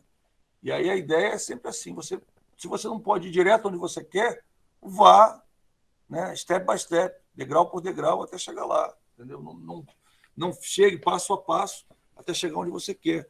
Não tente já ir para, né, o final da história, né, mas comece no início da história. Até eu brinquei com vocês, né, não sei se eu comentei com vocês, mas quando eu cheguei aqui, quando eu saí do Rio e vim para Brasília, já tem 15 anos, mais de 15 anos que eu estou aqui. E aí o que aconteceu? Eu tinha um apartamento no Rio, né? Um apartamento até bom, não é um apartamento ruim. E eu vim com aquela ideia, não, vou para Brasília. Eu cheguei aqui, os imóveis aqui assim, o imóvel do Rio, esse preço, o imóvel daqui na época era assim, era uma coisa assim. Pra você ter uma ideia, eu peguei o meu fundo de garantia, peguei um apartamento que eu tinha de 75 metros quadrados, não era até maior, apartamento térreo, peguei um dinheiro que eu tinha guardado, ainda tive que pegar um empréstimo para comprar, na época foi um lugar, né, com aquele dinheiro todo, né, que eu gastei, que dá para comprar um apartamento na Barra na época. Tá? Aquele dinheiro todo eu comprei uma casa simples no Guará, na época, um valor assim bem, uma casa de 50 e poucos metros quadrados na época. Né? Mas eu vim, era um começo. Né? Muitas vezes a gente pensa assim, a gente tem que começar de baixo. Eu vim há 15 anos, até 3 anos depois eu comprei a casa que eu quis, a casa dos meus sonhos, vamos dizer assim, que foi que eu tinha vontade naquela época. Naquela época eu não podia comprar, né? E a casa que eu comprei, mesmo sendo uma casa humilde, simples, ela valorizou, praticamente eu ganhei, ela valorizou um terço, né? No tempo que eu fiquei, ela valorizou um terço. Quer dizer, uma coisa assim que no Rio não acontecia, foi um boom que teve de imóveis aqui, e foi justamente aquela época. O engraçado, viu, pessoal, que às vezes a gente faz as coisas, às vezes é aquela frase que eu adoro falar e é aquela muito aplicável. O ótimo é inimigo do bom. Às vezes você começa as coisas bem para atingir o ótimo. Mas aí muita gente, como ela só quer o ótimo, elas não acabam falando, não vou fazer não. Né? Então, uma coisa boa em consultoria é justamente isso.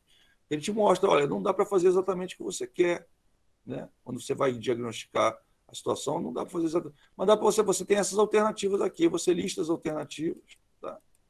Que a pessoa tem. E aí, com base nessas alternativas, você vai avaliar cada uma delas e ver o que é mais aplicável ou não, né?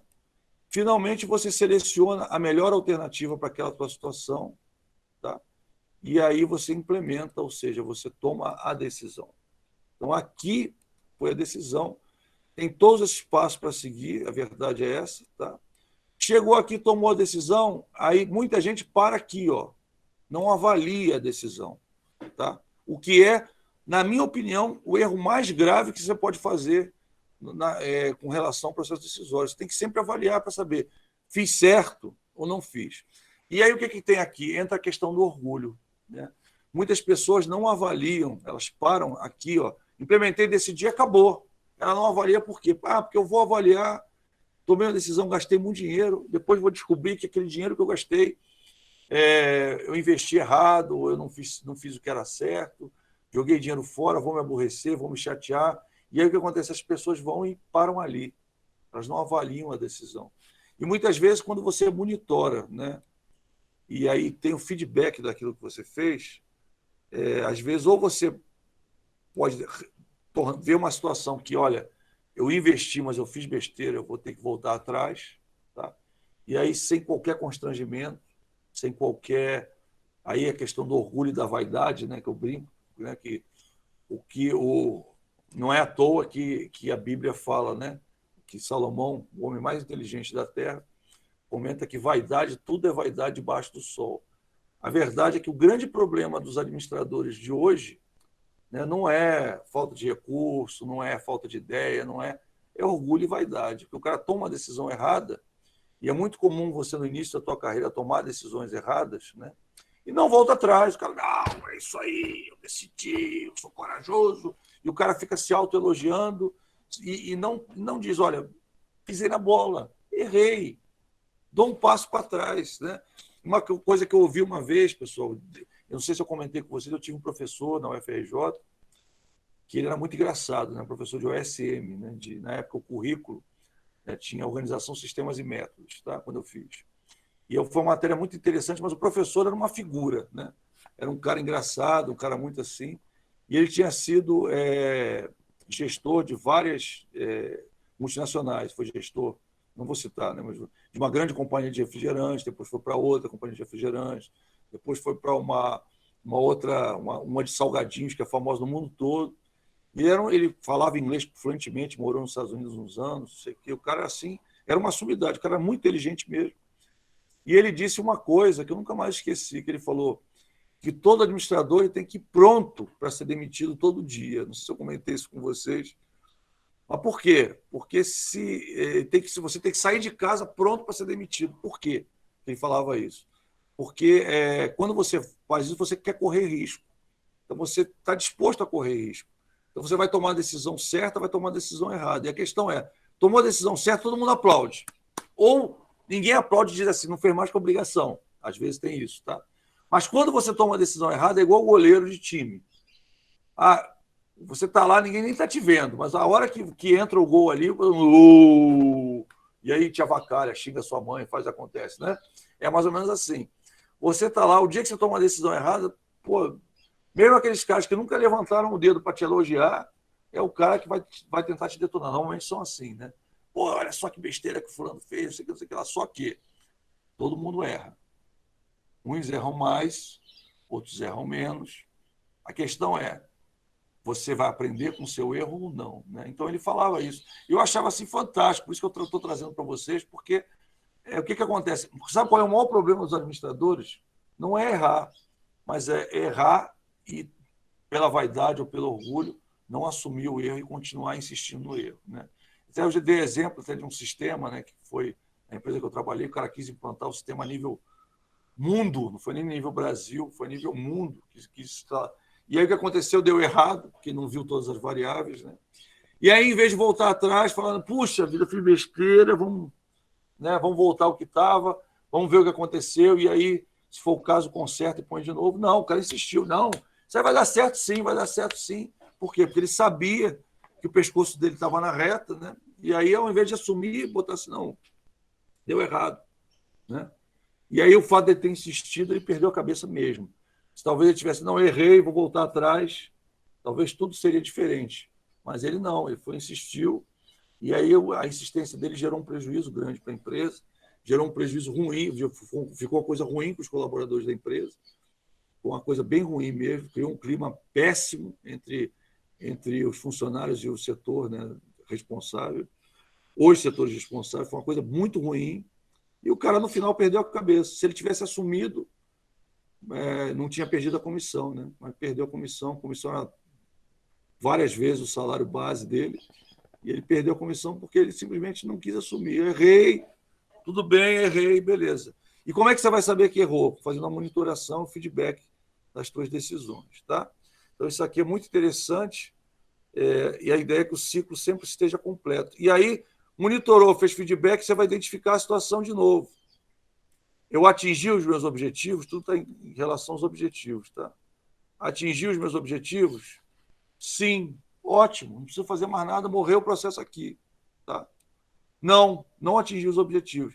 Você vai diagnosticar a situação, desenvolver outras alternativas, avaliar alternativas, escolher a alternativa correta, implementar e torna a avaliar, e aí torna. E a ideia é assim, é um ciclo. O que vai acontecer com a decisão? Ela vai virar uma decisão programada. Ela que era uma decisão não programada, ela acaba virando uma decisão programada, por isso que até eu voltei naquele slide para você entender. Ela passa a ser uma decisão que já conheço todas as variáveis, já conheço o ambiente, já diagnostiquei toda a situação, já elenquei as alternativas, escolhi a melhor alternativa, está funcionando, estou atingindo meus objetivos, ok. O que eu vou fazer? Normatizo essa decisão, ela sai do meu colo, sai do colo do gestor, sai do colo do dono da empresa e passa a ficar direcionada apenas, de repente, a um subordinado, alguém fazer aquela decisão com base naqueles dados já tomados. Então, muito interessante esse processo. E a ideia que eu falo para você é, apesar de você, às vezes, um assunto que você até já viu, tenta ver com um prisma diferente, tenta colocar, se achar dentro daquela situação, pensar num caso que aconteceu com você, que aconteceu na sua empresa, que aconteceu na empresa de um colega, se você não estiver trabalhando. Mas a ideia, ou de alguém, de um conhecido, de um parente, procura ver que muitas vezes o erro não está no diagnóstico errado, no desenvolvimento errado de alternativa, na avaliação errada da alternativa, até na seleção da implementação incorreta. Às vezes está no erro de você não assumir o problema, não foi aquilo que eu esperava, beleza, tchau, não vou fazer assim, pense em outra coisa, ou simplesmente abandona aquela decisão, assume a perda, né? E, é claro, o que vai acontecer? Errou uma vez, vai ser difícil errar a segunda. Eu sempre me brinco com vocês, né? Eu até brinquei com vocês, a minha primeira empresa eu tive muito novo, né? Eu vejo que tem jovens aqui também, vocês aí, que também têm isso. E eu errei muito. Você não faz ideia de como eu errei na minha primeira empresa. Porque eu não sabia o que eu sei hoje. E muita coisa que eu sei hoje eu aprendi naquela empresa levando paulada, né? Paulada com fiscal, paulada com corrente, paulada com cliente, paulada com sócio, paulada com tudo, terceirizado, com tudo, né? Os erros são milhares. O que acontece? Cada vez que você erra, mais difícil você errar de novo do mesmo jeito. Eu sempre penso assim, né? Então, eu errei uma vez, o que vai acontecer? A segunda vez vai ser mais difícil. No segundo negócio que eu tive, a coisa foi bem diferente, está sendo bem diferente, entendeu? Estou tendo, né, como eu falei para você, estou planejando, o planejamento está dando certo, está funcionando, cada ano melhora um pouquinho. Então, o que acontece? É uma outra visão, né? Eu comecei a outra querendo muita coisa, essa eu já comecei querendo pouca coisa. Tudo que eu quis quando eu criei, eu atingi. E aí, a cada ano, eu procuro, né, querer atingir um passo, não quero ficar do jeito que está, mas melhorar. E aí, tudo assim. Agora, o que acontece? No início, quando você abre a empresa, você se acha, né? E o mundo, a vida, a empresa, a situação, mostra para você que você é um cara aprendendo. Por mais que você saiba, você é a pessoa que está aprendendo, né? Se você tiver essa postura e tocar, você vai ver que a tua vida e os desafios vão ser outros. Você vai poder abrir mão, sem aquela dor, né? Né? Às vezes você fala assim, uma vez eu brinco, gosto muito de usar esse exemplo, né? Uma vez o pessoal estava condenando uma mãe americana que ela soube que o filho tinha feito um crime, né? E ela foi, ele pegou o telefone, né? Lá é 911, né? 911. Aí o cara, ela pegou o negócio e ligou. Ó, meu filho fez isso, isso, isso, isso, né? Tá aqui em casa. Aí a polícia foi lá, buscou ele, foi prender. Aí foi todo mundo revoltado, por uma mãe fazer isso com o filho, não sei o que, não sei o que lá. E aí entrevistaram ela, virou a notícia, eu assisti, né?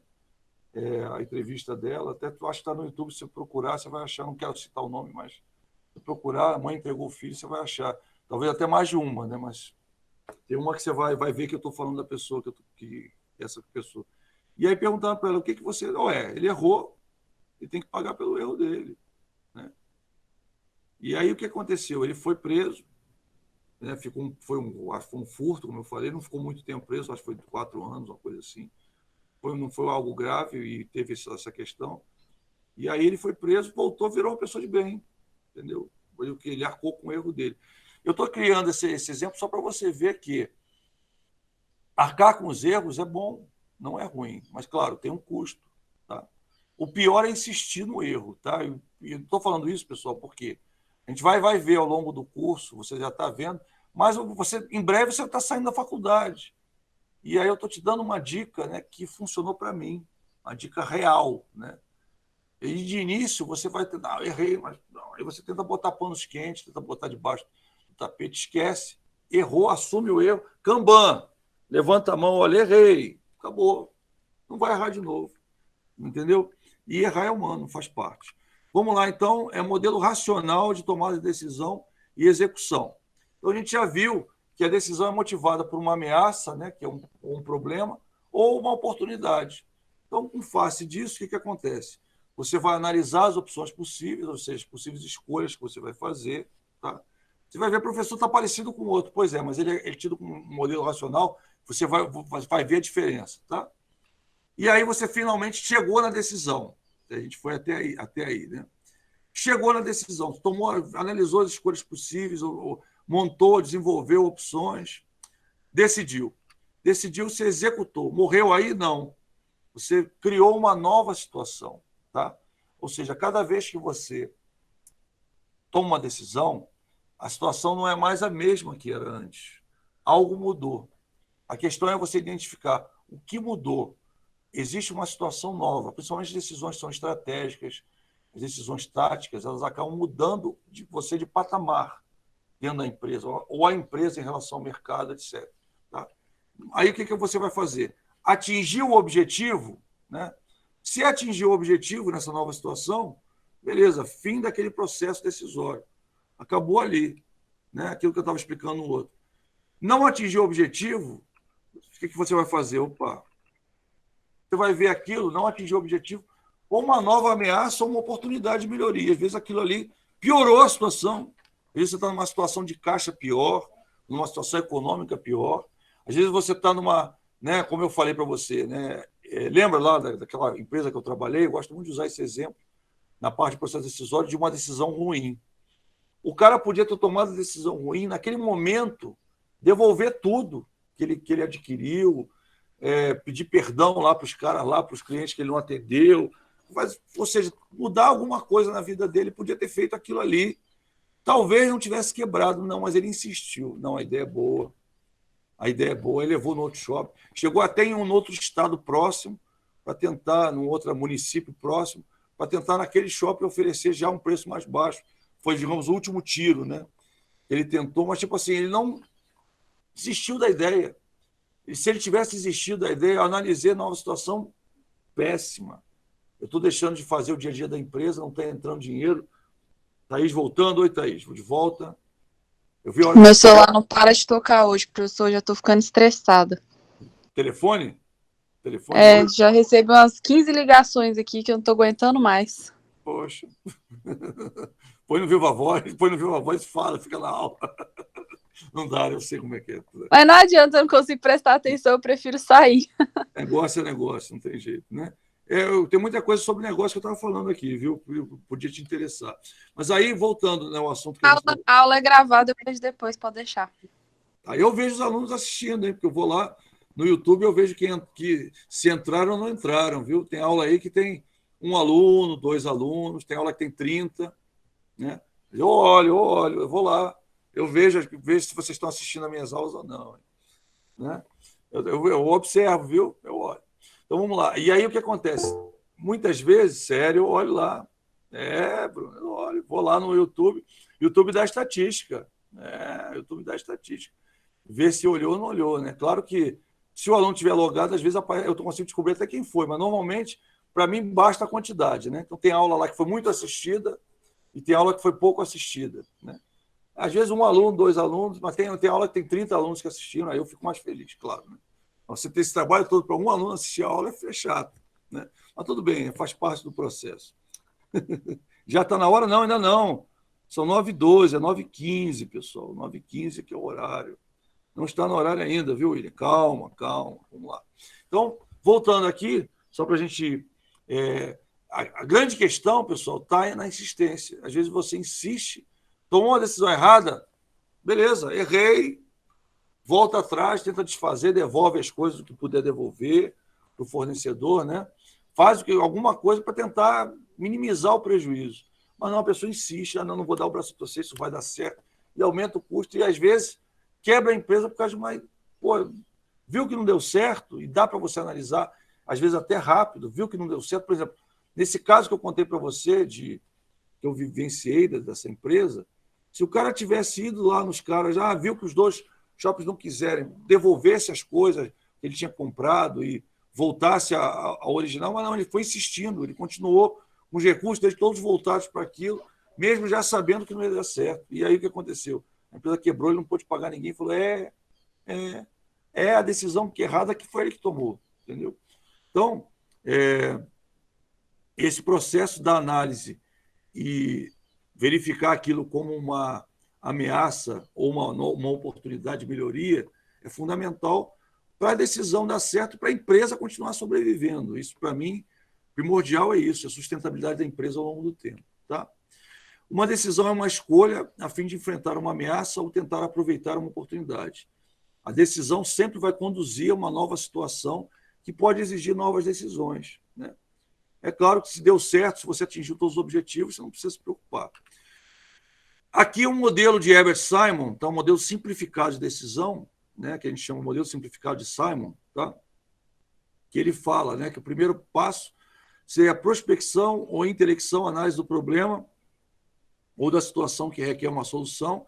Aqui, inclusive, é o padrão que você vê no Shark Tank, etc., que você vê, as pessoas sempre veem, identificou um problema, identificou uma oportunidade, é a hora de você montar um negócio, você ter uma ideia que vai resolver aquele problema, resolver aquela ameaça, né? Ou aproveitar aquela oportunidade. Então, você fez uma prospecção, isso serve para você criar negócio, tá? Então, esse modelo é muito interessante por causa disso. A partir de uma ideia, tem essa cara aqui para lembrar disso, que a partir de uma ideia ou de uma pessoa que enxerga uma oportunidade ou uma ameaça, tá? Você faz uma prospecção.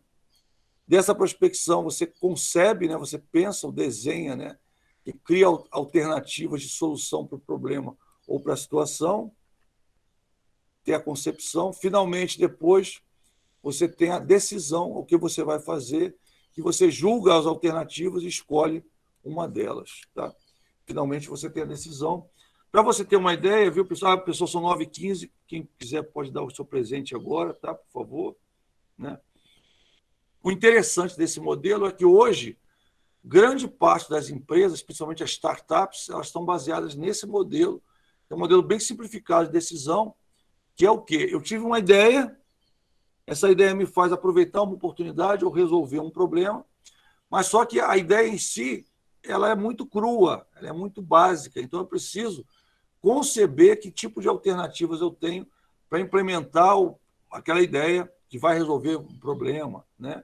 Que vai aproveitar uma oportunidade. Então, eu tenho que ver como eu vou fazer isso, eu vou conceber esse bolão de alternativas e, finalmente, eu vou tomar uma decisão sobre qual a melhor alternativa para implementar aquela ideia.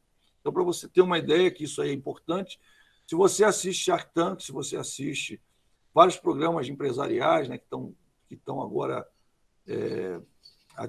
tem um programa antigo que eu gostava muito de ver, que é Pequenas Empresas e Grandes Negócios.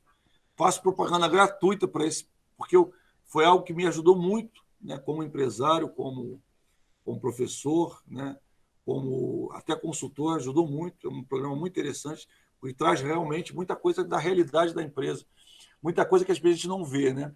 Eu acho engraçado que a aula de empreendedorismo é um barato. Você sai de lá querendo abrir empresa, só que você tem que ver milhares de detalhes. Eu escrevi um artigo, até comentei com vocês, eu ajudei a escrever, contribuir para um artigo, que são 11 ideias para criação de negócio em tempos de crise. E esse artigo foi muito interessante, eu fiz uma pesquisa bem grande, quase que virou um trabalho mesmo, sabe, científico a ser publicado. Eu fiz uma pesquisa bem grande, a partir da ideia eu tive tempo, né, e acabou eu resumindo numa notícia, que virou um artigo, né, que foi publicado na revista Exame. E só para você ter uma ideia, né, foi uma participação minha num artigo, foram 3 pessoas, né, a pessoa que estava tocando, que na verdade estava pegando essas informações e construindo esse artigo. Eu fui um dos fornecedores e teve outro colega que também forneceu. E aí, só para vocês terem uma ideia, que aí a gente fala, né, mas não é só a ideia, né, tem a questão de como você vai executar essa ideia, né? O interessante você vai ver nessa parte da disciplina não é a ideia em si, não é a motivação para você só ter ideia, mas como você, a partir dessa ideia, vai gerar um negócio, ou às vezes vai gerar uma decisão. Então, a decisão que a gente fala, às vezes, é a abertura de um negócio. Às vezes pode ser o fator, né, ou a faísca, né, que vai levar você a sair daqui, você de repente é empregado de alguma coisa, de alguma empresa, né, ou até tem um negócio, está participando de um negócio, de um parente, alguma coisa, e de repente você tem uma ideia e como vai botar essa ideia em prática. E o legal dessa disciplina é justamente isso, esse finalzinho, a gente vai te dar umas dicas, né? Eu vou te dar umas dicas só minhas não, mas de vários autores, de como pegar aquela ideia e lapidar aquela ideia de forma que ela vire um negócio, né? E, é claro, tendo a menor quantidade de risco possível. O risco é inerente ao processo, sempre vai ter risco. Não existe um modelo, se alguém falar para você, não, tem esse modelo pronto aqui, faça porque o risco é zero. Mente, porque o mercado varia, né? As coisas variam, né? A situação varia, a política varia, tudo varia, não dá para você ter 100% de certeza em relação a nenhum negócio, porque o negócio é um investimento, né? Eu brinco que o negócio é um investimento pós-pago, ou seja, você não sabe o que vai acontecer quando você investe. Mas existe uma grande chance de você se dar bem, né? Mas existe uma chance também de você não se dar bem, né? E agora, existem formas de você se dar melhor, ou seja, você ter um sucesso maior, atingir melhor os seus objetivos, e uma forma de você ficar ao léu, né? Ou ao sabor do vento, como a gente chama. E aí, meu filho, se você ficar ao favor do vento, meu filho e minha filha, brincando com você, a possibilidade de problema, de erro, o risco é muito maior, né? Então, a ideia nossa aqui com essa disciplina, esse finalzinho você vai ver, é justamente diminuir a chance de fracasso de um negócio ou de uma decisão em si. Para tanto, a gente vai te apresentar várias ferramentas, né? Eu quis trazer esse modelo por quê? Porque, às vezes, o aluno tem uma ideia brilhante, quer fazer essa ideia, e aí aquele grande questão é o como. E a ideia do como, a gente vai dar um pouco desse como para você aqui, pelo menos a partir dessa ideia, você ter sucesso. Pessoal, são 9h20. Eu quero me despedir de todos. Muito obrigado a todos pela participação.